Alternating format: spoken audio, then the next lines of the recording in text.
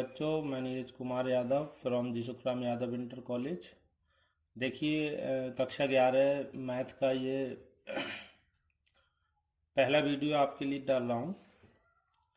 इसमें सबसे पहले जो पहला अध्याय है समुच्चय, इसकी जो थ्योरी है उसे समझाने का प्रयास किया गया। सबसे पहले ये अध्याय का शीर्षक समुच्चय है, तो समझ लें समुच्चय किसे कहते हैं। अंग्रेजी में से सेट्स कहा जाता है समुच्चय। वस्तुओं के सुपरिभाषित संग्रह को समुच्चय कहते हैं। यहाँ पर हमें निम्न बातों का ध्यान रखना है समुच्चय में। फर्स्ट, समुच्चय को अंग्रेजी वर्णमाला के बड़े अक्षर से निरूपित करते हैं, जैसे समुच्चय बी, सी, डी, जेड आदि। दूसरा है समुच्चय के अवयव, जो वस्तुओं का संग्रह है वो वस्तुएं समुच्चय के अवयव या एलिमेंट्स कहलाती हैं, को अंग्रेजी वर्णमाला के छोटे अक्षर से व्यक्त करते हैं। तो जो सेट है वो कैपिटल लेटर से व्यक्त किया जाता है और जो एलिमेंट्स ऑफ सेट्स हैं वो स्मॉल लेटर से व्यक्त किए जाते हैं। थर्ड है समुच्चय के अवयवों को सदस्य, वस्तुएं भी कह सकते हैं। कुछ उदाहरण देख लो। एक n समुच्चय है, इसमें लिखा गया है प्राकृतिक संख्याओं का समुच्चय। तो प्राकृतिक संख्या है हमारी 1, 2, 3, 4, 5 डॉट डॉट टू इन्फिनिटी। तो ये तो आपका n तो सेट हो गया, समुच्चय हो गया, और 1, 2, 3, 4, 5 इस n सेट के अवयव हो गए। 2 सेट n का अवयव है, 3 अवयव है, इसे कह सकते हैं 3 अवयव है इस समुच्चय का, 3 सदस्य है इस समुच्चय का। तो ये सब सदस्य कहलाते हैं, तो इन्हें हम स्मॉल लेटर से व्यक्त करते हैं। दूसरा सेट देख लें, जेड पूर्णांकों का समुच्चय है। तो पूर्णांक हमारे 0 से पॉजिटिव और नेगेटिव दोनों ओर चलते हैं। तो हमारे जो पूर्णांक हैं जेड इज इक्वल टू, पूर्णांक का समुच्चय पूर्णांक लिखेंगे 0, तो 0 से right side +1 +2 dot dot to infinity चलेंगे, और 0 से लेफ्ट साइड -1 -2 इन्फिनिटी चलेंगे। तो ये दो समुच्चयों के उदाहरण हैं प्राकृतिक संख्याओं का समुच्चय। तो ये अवयव हैं प्राकृतिक संख्याएं 1, 2, 3, 4, 5, और ये कैसा संग्रह है, सुपरिभाषित। इसको परिभाषित किया जा सकता है कि 1, 2, 3, 4, 5 को हमने यहाँ परिभाषित करके दिखाया। प्राकृतिक संख्याओं का ये समुच्चय है। इसी प्रकार ये समुच्चय जेड है, इसमें इसको भी हम, ये अवयव हैं इसके, और इनको भी परिभाषित कर सकते हैं। क्या परिभाषित कर सकते हैं कि ये क्या है, ये हमारे पूर्णांक हैं। कंडीशंस होती है। नेक्स्ट देखें, यदि a बराबर, a समुच्चय है और ये a, b, c, x, y ये आपके अवयव हैं समुच्चय के। तो सेट A है और सेट A में 1, 2, 3, 4 5 अवयव हैं, पांचों के नाम अलग अलग हैं, और अवयवों को हम कॉमा लगाते चले जाते हैं और ये मजली ब्रैकेट के अंदर पूरे सेट को लिखा जाता है। यहाँ A जो है स्मॉल a समुच्चय का एक अवयव है, एक सदस्य है, एक एलिमेंट्स है। इस अगर यूनानी प्रतीक अगर लिखेंगे, अवयव है का जो प्रतीक है वो एप्सिलॉन है, एप्सिलॉन से व्यक्त करते हैं। जैसे A अवयव है समुच्चय A का, B अवयव है समुच्चय A का, इसको अगर प्रतीक में हम लिखेंगे तो लिखा जाएगा A एप्सिलॉन A। तो इसे कहते हैं A अवयव है समुच्चय का, A एलिमेंट्स है और कैपिटल A सेट्स है। तो स्मॉल a जो लिखा गया ये एलिमेंट्स है, ये वाला जो एलिमेंट्स है इसे कहते हैं अवयव है। ये किसका अवयव है, समुच्चय का अवयव है का प्रतीक। अगर नहीं है तो इसे इस तरह से काट देते हैं। यदि समुच्चय का स्मॉल a अवयव नहीं है तो a इसे लिख देंगे एप्सिलॉन नॉट a। इसे वैसे बोल देते हैं a बिलोंग्स टू a अवयव है a का, a does not belongs to a अवयव नहीं है a का, ये प्रतीक होगा। नोट में देख लें, समुच्चय को दो रूप में लिखा जाता है, एक तो रोस्टर रूप में और दो समुच्चय निर्माण रूप में लिखा जा सकता है। सेट ए लिखा है 1, 2, 3, 4, 5 प्राकृतिक संख्या थी, तो रोस्टर रूप हो गया। अब इसी रूप को, इसी सेट को दूसरे रूप में लिख सकते हैं समुच्चय निर्माण रूप में, वो ये x दैट x प्राकृतिक संख्याओं का एक समुच्चय है। ये आपका समुच्चय रूप हो गया। रोस्टर रूप में लिखते समय समुच्चय के किसी भी अवयव को दोबारा नहीं लिखा जाता। अब रोस्टर रूप में जैसे ये है, इसको रोस्टर रूप में लिखेंगे तो कोई संख्या जैसे 2 है, अगर ये 2 बार आ रही है तो इसे 2 बार नहीं लिखा जाएगा, 2 एक ही बार लिखा जाएगा। फॉर एग्जाम्पल यहाँ देख लें, स्कूल है, SCHOOL में प्रयुक्त अक्षरों का समुच्चय, इसमें अक्षर है, O 2 बार प्रयुक्त हुआ है, L 1 बार है, H 1 बार, बाकी सब 1 बार है। तो ये जो O है 2 बार, इसे 2 बार नहीं लिखेंगे, 1 बार लिखा जाएगा। जैसे SCHO, अब डबल है, 2 बार नहीं लिखेंगे L। तो ये और नोट में है कि किसी भी सेट्स के जो एलिमेंट्स हैं वो रिपीट नहीं होते। पूरे चैप्टर का है ये, समुच्चय का टोटल नोट्स है, इसे आप ध्यान, PDF आपको भेज दी गई है इसकी, और वीडियो में से समझ लें ठीक से। अगला है रिक्त समुच्चय। एम्प्टी सेट किसे कहते हैं? कि ऐसा सेट जिसके अंदर कोई अवयव ना हो, उसे रिक्त समुच्चय एम्प्टी सेट कहते हैं, और उसका प्रतीक है 5, या इसे मजली कोष्टक, और कोष्टक के अंदर कोई एलिमेंट नहीं, इसे कोष्टक खाली छोड़ देते हैं, इसे व्यक्त करते हैं। जैसे ए है, समुच्चय ए, और ये समुच्चय निर्माण रूप में है, एक्स सच दैट एक्स एक प्राकृतिक संख्या है। एक्स सच दैट एक्स एक प्राकृतिक संख्या। अच्छा, प्राकृतिक संख्या तो हम लिख ही सकते हैं, लेकिन यहाँ कंडीशन दे रखी कि जो x है, जो प्राकृतिक संख्या है, वो बड़ी है 1 से। अब 1 से बड़ी, और लिख रहे हैं छोटी है 2 से, तो 2 से छोटी तो 1 है। अब 1 लिख नहीं सकते क्योंकि ये कह रहे हैं 1 से बड़ी है। तो ऐसी कोई प्राकृतिक संख्या नहीं है जो 1 से छोटी हो और 2 से बड़ी हो। तो इसमें हम कह सकते हैं कि ये जो सेट है, इसमें ये परिभाषा दी गई है, इसके अनुसार हम कोई भी अवयव इसमें नहीं लिख सकते, है ही नहीं, लिखेंगे कहाँ से? तो लिखा जाएगा सेट ए बराबर, और इसे खाली छोड़ देंगे। इसका मतलब हुआ कि ये एक रिक्त समुच्चय, इसमें कोई अवयव नहीं है, या इसे 5 भी कह सकते हैं। नेक्स्ट देखें, परिमित और अपरिमित समुच्चय। अब ऐसा समुच्चय जिसके एलिमेंट्स, अवयव हम काउंट कर सकें, अवयवों की संख्या को बता सकें, वो आपका परिमित कहलाता है। और ऐसा सेट जिसके अवयवों की संख्या को हम काउंट ना कर सकें या निश्चित ना हो, उसे अपरिमित समुच्चय कहते हैं। समान समुच्चय, इक्वल सेट किसे कहते हैं? 2 समुच्चय हैं, जैसे A और B में समान अवयव हों, तो A के अवयव और B के एक जैसे अवयव हों, A सेट और B सेट के, तो उसे समान समुच्चय कहते हैं। समुच्चय A बराबर समुच्चय B भी लिख सकते हैं, और अगर समान नहीं है तो A बराबर नहीं है B भी लिख सकते हैं। सब सेट देख लें, उप समुच्चय, इसे समझे ध्यान से। यदि समुच्चय A का एक सेट हो गया हमारे पास, A का प्रत्येक अवयव, उसमें जो भी अवयव है, समुच्चय B का भी अवयव है। सेट A के जितने अवयव हैं वो 2 सेट हो गए, एक A और एक B। ये एक सेट A है और एक सेट B है। अब सेट A के जितने अवयव हैं वो सब के सब सेट B के भी अवयव हों, तो कहा जाएगा कि सेट A जो है वो उप समुच्चय सेट V का। अगर ऐसा नहीं हो तो हम लिख दे, यहाँ लिखा है यदि A belongs to A belongs to B, एक एलिमेंट है वो A का भी अवयव होगा और वही एलिमेंट B का भी अवयव होगा, अर्थात A के सभी अवयव B के भी अवयव होंगे, तो A उप समुच्चय B कहलाएगा। एकल समुच्चय, यदि कोई सेट है जिसमें एक ही अवयव है तो वो एकल समुच्चय कहलाएगा। आगे देखें, अंतराल R के उप समुच्चय के रूप में। Interval a subset of R। मान लीजिए कि A, B belongs to R,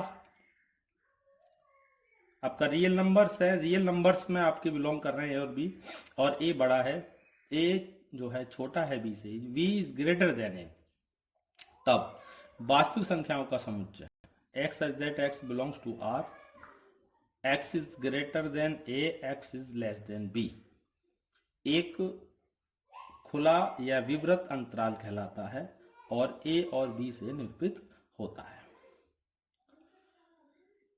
वह अंतराल जिसमें अंत्य बिंदु भी होते हैं समवृत या बंद अंतराल कहलाता है, और प्रतीक इसका बड़ा कोष्टक के अंदर इसे लिखते हैं, ए बी द्वारा व्यक्त होता है। अतः आपका ए बी जो हो जाएगा वो X as that X belongs to R, और X is greater than equal to A और less than equal to B होगा। ये इसे यहाँ समझ लेंगे और चित्र से आसानी से समझ में आ जाएगा।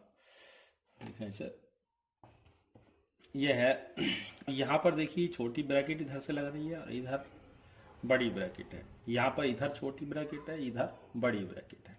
इससे पहले में दोनों तरफ ये आपकी बड़ी ब्रैकेट थी दोनों में, तो इसको लिखेंगे। अब ये इस ब्रैकेट का मतलब क्या है ये समझ लें आप।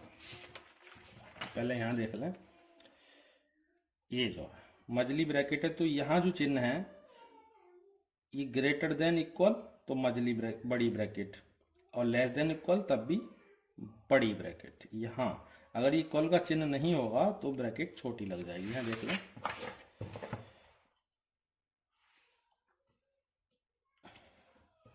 ये बड़ी ब्रैकेट है तो ये चिन्ह है greater than and equal to. छोटी ब्रैकेट है तो ये है आपका लेस देन, इक्वल टू नहीं है। यहाँ देख लें आपका ये है, ये ब्रैकेट है तो ये लगा, और ये छोटी ब्रैकेट है तो ये केवल ग्रेटर देन का हो गया। मतलब ये है कहने का कि जहाँ बराबर का चिन्ह लग जाएगा नीचे उस साइड में बड़ी ब्रैकेट लग जाएगी, बराबर का चिन्ह नहीं होगा, चाहे बड़े का चिन्ह है या छोटे है का है, वहाँ छोटी ब्रैकेट लगाएंगे। इसमें ये देख लें, X is that X belongs to R, हर एक में लिखा जाएगा, और यहाँ कंडीशंस है कि X is greater than equal to A and less than B. यहाँ देख लें X such that X belongs to R और X is greater than A and less than equal to V. तो यहाँ लिख सकते हैं एक खुला अंतराल, ए से बी तक ये खुला अंतराल है, ए से बी तक ये भी आपका खुला अंतराल है। अब बी अंतर्विष्ट है और ए अपवर्जित है। यहाँ पर बी अंतर्विष्ट है, ए अपवर्जित है, और यहाँ पर ए अंतर्विष्ट है, बी अपवर्जित है। ये इसको यहाँ समझाया गया। देखो यहाँ देख लें आप पहले ये चीज, ये दोनों छोटी ब्रैकेट है तो इसे लिखा जाएगा, ये लिखा जाएगा, ये लिखा जाएगा X such that X belongs to R, X is greater than and A और लेस देन बी। इसके बाद ये आपका हो गया, ये हमने यहाँ लिखा था ये X such that X belongs to R, X is greater than equal to A and less than equal to V, ये आपका हो जाएगा। और इसके बाद आपका ये आ जाएगा, ये X such that X belongs to R और X is greater than equal to A and less than equal to V, आपका ये हो जाएगा ये वाला, और इसका आपका ये हो गया। इसे ढंग से देख लें। और इसके बाद देखें पावर सेट। पावर सेट क्या है? सेट ए के जो सबसेट्स हैं उप समुच्चय के संग्रह को ए का घात समुच्चय पावर सेट कहते हैं। सेट ए कोई सेट है, उसके जितने भी सबसेट्स हैं, तो किसी भी सेट के सबसेट लिखे जाते हैं, अभी दिखाया जाएगा उदाहरण में। तो किसी सेट ए के जितने भी सबसेट हैं उन सबसेट का सेट कहलाता है पावर सेट। देख लें फॉर एग्जांपल, बहुत अच्छे से समझ में आएगा। ये सेट ए है, इसमें दो एलिमेंट्स हैं 1 और 2। तो सेट ए ये हो गया आपका, इसके दो अवयव हैं। आप सेट ए के सबसेट लिखते हैं तो सबसेट आपके आ जाएंगे। किसी भी सेट के जो सबसेट लिखते हैं, उपसमुच्चय लिखते हैं, तो सबसे पहले 5 हर सेट का सबसेट कहलाता है 5। फिर अलग एलिमेंट एक एक करके लिखेंगे, 1 2, फिर एक साथ ले लें 1 और 2। तो 1 2 3 4 ये जो सेट्स हैं ये सेट ए के सबसेट कहलाएंगे। क्यों कहलाएंगे? देखो, एक ये समुच्चय है एक पूरा, इस समुच्चय का अवयव है 1, और ये अवयव जो है वो इस समुच्चय का भी अवयव है। इसलिए ये जो सेट है ये वाला, ये इस ए सेट का सबसेट हो गया। इसी प्रकार ये भी हो जाएगा, क्योंकि 2 इसमें है, ये 1 और 2 ये भी हो जाएगा। तो इस सेट के ये सबसेट है, और सबसेटों का भी ये सेट पावर सेट कहलाता है। अब ये कह रहे हैं कि number of elements in set A. Set ए में कितने एलिमेंट्स हैं? 2। इस सेट ए में 2 एलिमेंट्स हैं। अब तब number of power set A, number of elements of power set ए। तो आइए पावर सेट एक में एलिमेंट्स की संख्या 2 की पावर m होती है। इसके 2 लिख करके और इसकी जो संख्या है उसकी पावर में कर देंगे। तो इसमें 2 है और ये 2 है, तो 2 की पावर 2 हो जाएगी। ऐसे 4 आपके हो जाएंगे, 1 2 3 4। तो यहाँ आपने सीखा कि किसी भी सेट का सबसेट होता क्या है, और पावर सेट क्या होता है कि किसी भी सेट के सबसेट का भी सेट पावर सेट कहलाता है। और number of elements in power set, तो उसमें नंबर ऑफ एलिमेंट 2 की पावर m से आप फाइंड कर सकते हैं। नेक्स्ट देखें, आपका यूनिवर्सल सेट है, तो विशेष संदर्भ में एक आधारभूत सेट जो होता है वो यूनिवर्सल सेट कहलाता है। जैसे 5-6 सेट हमारे पास हैं, तो उनका आधारभूत सेट जो होगा वो यूनिवर्सल सेट कहलाएगा। एग्जाम्पल, जैसे संख्या पद्धति आपको का अध्ययन करना है, तो उसके लिए प्राकृतिक संख्याओं का समुच्चय, तो प्राकृतिक संख्याओं का समुच्चय 1 से लेकर अनंत तक आपकी प्राकृतिक संख्या चलेंगे, और वो जो है उसमें जितने भी समुच्चय होंगे प्राकृतिक संख्याओं के समुच्चय में, जैसे सम संख्याओं का समुच्चय होगा, विषम संख्याओं का समुच्चय होगा। प्यारे बच्चों, ये यूनिवर्सल सेट चल रहा था, तो यूनिवर्सल सेट कह दिया कि विशेष कंडीशंस के अंदर जो आधारभूत सेट होता है वही यूनिवर्सल सेट कहलाता है। फॉर एग्जांपल, आपकी नेचुरल नंबर्स की बात चल रही थी, प्राकृतिक संख्या, तो प्राकृतिक संख्याओं का जो सेट होगा 1 2 3 4 डॉट डॉट टू इन्फिनिटी होगा, ये यूनिवर्सल सेट हो गया। अब ये आधारभूत सेट हो गया, इसी सेट में से सब सेट निकलते चले जाएंगे। जैसे सेट ए आपका 1 3 5 7, तो ये आपका विषम संख्याओं का समुच्चय हो जाएगा। तो ये विषम संख्याओं का जो समुच्चय है, इसके लिए ये यूनिवर्सल सेट होगा। और आपका ये सम संख्याओं का समुच्चय 2 4 6 या 8 हो जाएगा, 6 6 2 बार हो गया, 2 4 6 8 10 12 14, तो ये आपका सम संख्याओं का समुच्चय हो गया। इन दोनों सेटों के लिए U is a universal set. Next देखें, ये वेन डायग्राम के बारे में दिया। वेन डायग्राम क्या है कि ये जो आरेखों में प्राय, इन आरेखों में प्राय यूनिवर्सल सेट को आयत, अब जैसे किसी सेट का हम 2-3 सेट हैं, उनका हमें वेन डायग्राम बनाना है, तो सबसे पहले हम एक यूनिवर्सल सेट तैयार करते हैं। तो यूनिवर्सल सेट को तो आयत द्वारा प्रदर्शित करते हैं, और उस सेट यूनिवर्सल सेट के अंदर जो सेट होते हैं उन्हें सबसेट ऑफ यूनिवर्सल सेट कहा जाएगा। जैसे एक सेट यूनिवर्सल यू हो गया, और उसके अंदर ए बी सी 3 सेट हैं, तो वो ए बी सी जो सेट्स हैं वो यूनिवर्सल सेट के सबसेट कहलाते हैं। तो जितने भी सबसेट्स हमारे पास होते हैं उन्हें हम आपको एक सर्किल द्वारा प्रदर्शित करते हैं, चाहे सेट ए हो, सेट बी हो, सेट सी हो, डी हो, कितने भी हो। और जो यूनिवर्सल सेट होता है, इन सभी सेटों का एक आधारभूत सेट जो होता है, उसे एक हम आयत द्वारा प्रदर्शित करते हैं। नेक्स्ट देखिए, यूनियन ऑफ सेट्स। अब यहाँ से सेट्स की कैलकुलेशन आती है, किसी भी सेट्स की हम यूनियन, 2 सेट हैं उनकी यूनियन को कैसे ज्ञात करेंगे, देख लें। यहाँ पर हिंदी में से कहा जाएगा सम्मिलन ऑफ सेट्स, सेटों का सम्मिलन। देखिए यहाँ 2 सेट ए और बी का सम्मिलन वह समुच्चय है जिसमें ए के सभी अवयव और बी के सभी अवयव हों। तो ऐसा एक सेट तैयार करेंगे जो सेट ए और सेट बी के सम्मिलन से बनेगा। आप दोनों सेटों के यूनियन से बने, तो सेट ए के टोटल एलिमेंट्स और सेट बी के टोटल एलिमेंट्स उस सेट में होंगे, और वो कहलाएगा दोनों सेटों का यूनियन। इसमें देखें सम्मिलन की संक्रिया के गुणधर्म 5 है। इसमें देखिए एक सेट ए है, और सेट ए का ये सम्मिलन का प्रतीक है यू, ऊपर को दिखा देते हैं इसे बोलेंगे set A union set B. तो ए और बी दोनों सेटों का यूनियन ज्ञात करना है।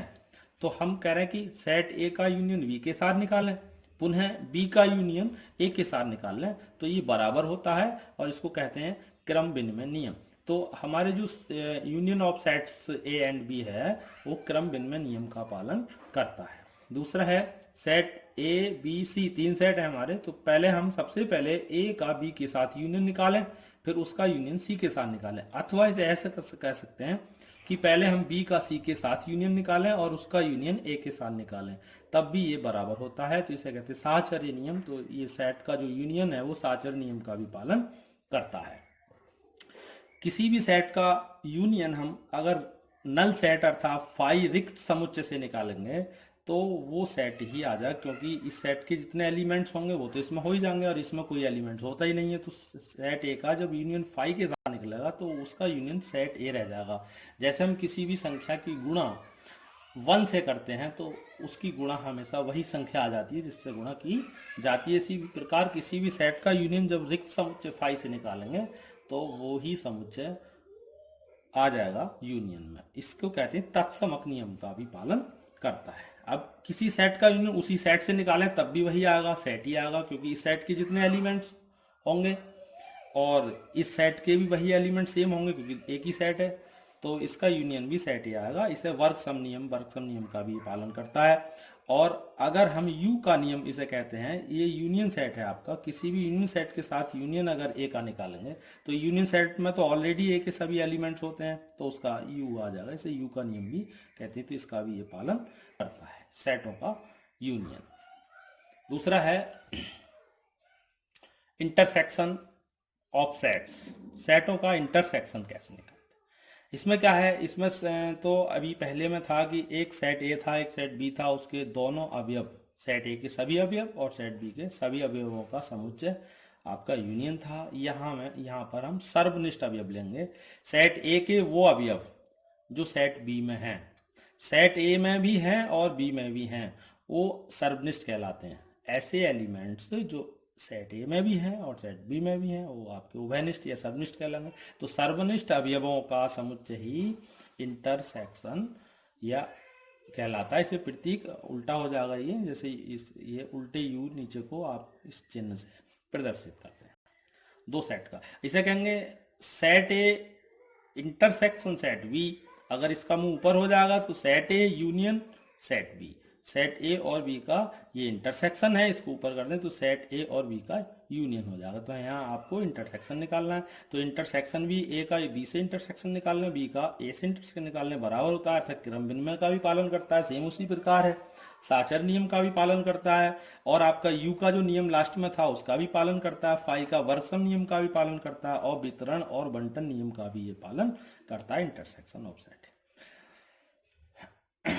ये देखें डिफरेंस ऑफ सेट्स, दो सेटों का अंतर, जैसे समुच्चय ए और समुच्चय बी का अंतर उन अवयवों का समुच्चय है जो ए में है किंतु बी में नहीं है, क्योंकि सेट ए में से सेट बी के सभी अवयव घटा दिए जाते हैं। तो ये जो समुच्चय बनेगा उसमें ए के सभी अवयव होंगे, बी का कोई भी अवयव नहीं होगा।